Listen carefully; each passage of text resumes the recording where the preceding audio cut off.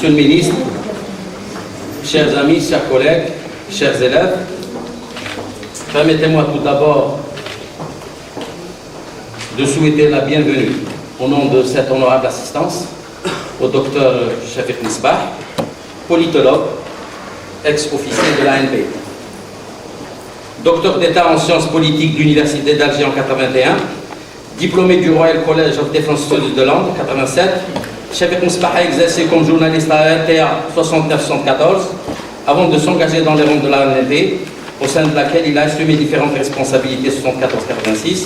Il en a démissionné alors qu'il était officier supérieur en 86 pour rejoindre le cabinet du chef d'État, M. Lemezrouel, 86-98.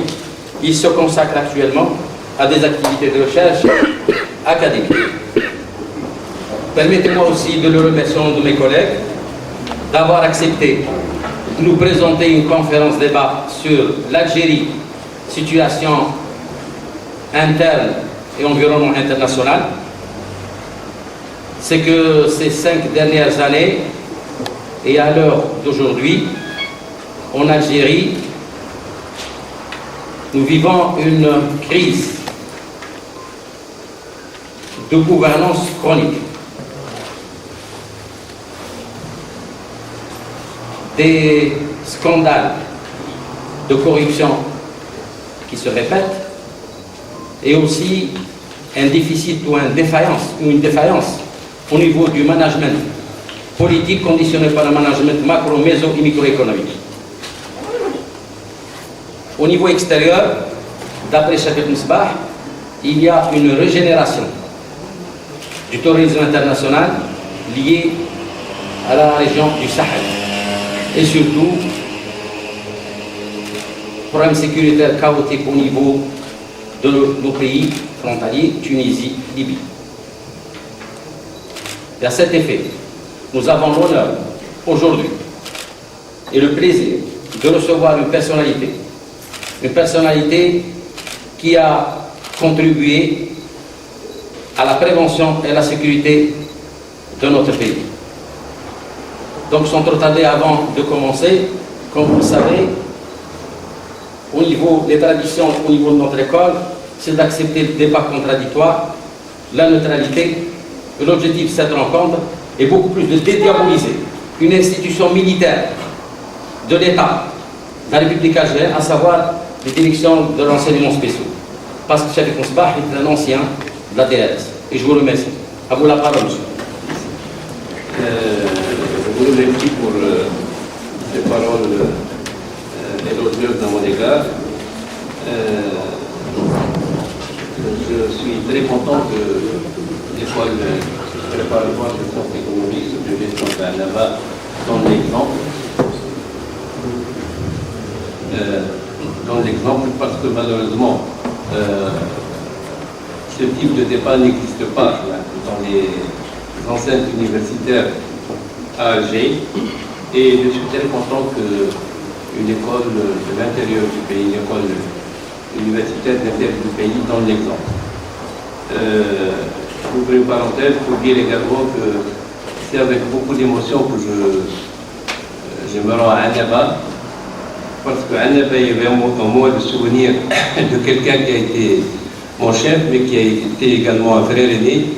Je veux parler du général-major Moustapha Boulotif, qui a été véritablement un grand frère qui a marqué ma vie professionnelle et qui a été pour moi un exemple de patriotisme et d'abnégation pour le pays. Ceci dit, vous vous rappelez qu'au départ, je voulais faire une conférence sur un thème plus complexe, mais plus attrayant peut-être. C'était, nous avions convenu alors d'un thème qui était la démocratie est-elle impréalable au développement économique.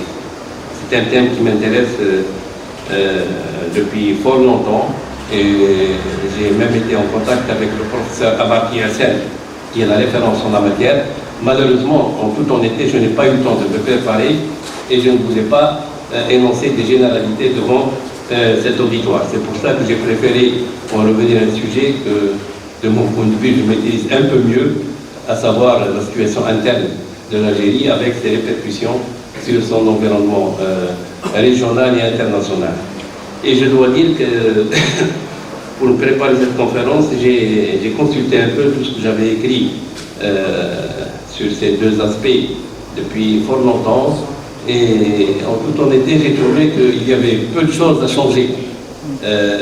Peut-être des variations sur le plan de la conjoncture, sur le plan de la forme, mais la substance, je crois qu'il y a un consensus dans ce que j'ai développé et malheureusement ou heureusement, aujourd'hui je vais un peu rappeler, beaucoup plus innover, rappeler ce que j'ai déjà développé. Alors, le premier point, je considère que l'Algérie n'est pas sortie de la crise qui a été ouverte depuis 1988. Nous en sommes, en toute honnêteté, presque au point de départ.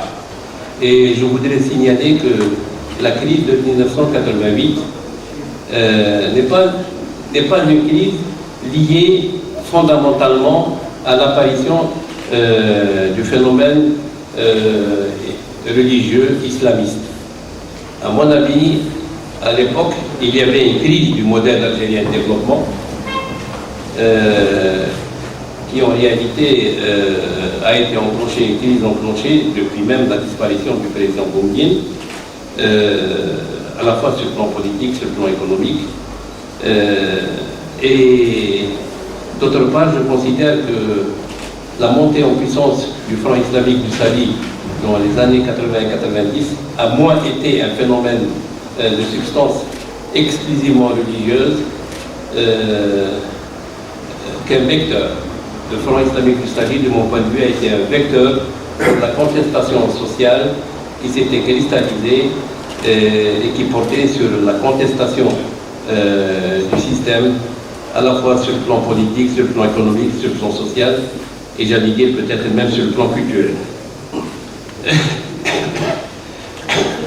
Cette crise s'était caractérisée essentiellement par une crise de valeurs. Si à l'époque, bien qu'il y ait eu effectivement la baisse du cours du baril avec des répercussions sur les capacités financières de l'État algérien, mais à l'époque, si on avait posé la question aux citoyens algériens, à la population algérienne, sur l'objet essentiel de la contestation du système, cela aurait porté sur les valeurs, c'est-à-dire sur la dégénérescence du système vers des comportements contraires aux traditions d'égalité et de moralité, notamment héritier de la guerre de libération nationale, et que donc cela a été essentiellement une contestation portant sur les valeurs, sur une crise de valeurs. Le dénouement de la crise à l'époque, dénouement entre guillemets, puisqu'il n'y a pas eu en réalité de dénouement, a été, de mon point de vue, une solution, je m'excuse du terme, fatale. Certes, quand il y a eu le premier tour des élections législatives, il y avait effectivement un danger qui planait sur la stabilité institutionnelle du pays, l'avenir du pays. Mais à mon avis, la réponse qui a été apportée n'a pas été une réponse totalement adaptée. Il ne suffisait pas qu'il y ait interruption du processus électoral, il aurait fallu que l'armée... Le plan social, nous sommes en présence, c'est lié un peu au tableau économique que je viens d'évoquer, nous sommes en présence de deux sociétés antagoniques en Algérie, mais qui chevauchent l'une à côté de l'autre, mais qui fatalement, à un moment donné, vont se croiser et ce sera l'explosion. Nous avons une société réelle, c'est des laissés pour compte, des classes défavorisées qui peinent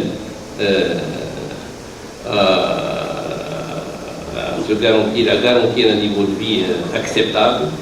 Il suffit d'aller dans le pays profond pour se rendre compte que la malpétronnière ne profite pas à tout le monde. Et le deuxième, mais cette société réelle vit pratiquement en marge de ce que j'appelle par ailleurs la société virtuelle, qu'elle ignore totalement. La société virtuelle, c'est les appareils de l'État, les institutions, et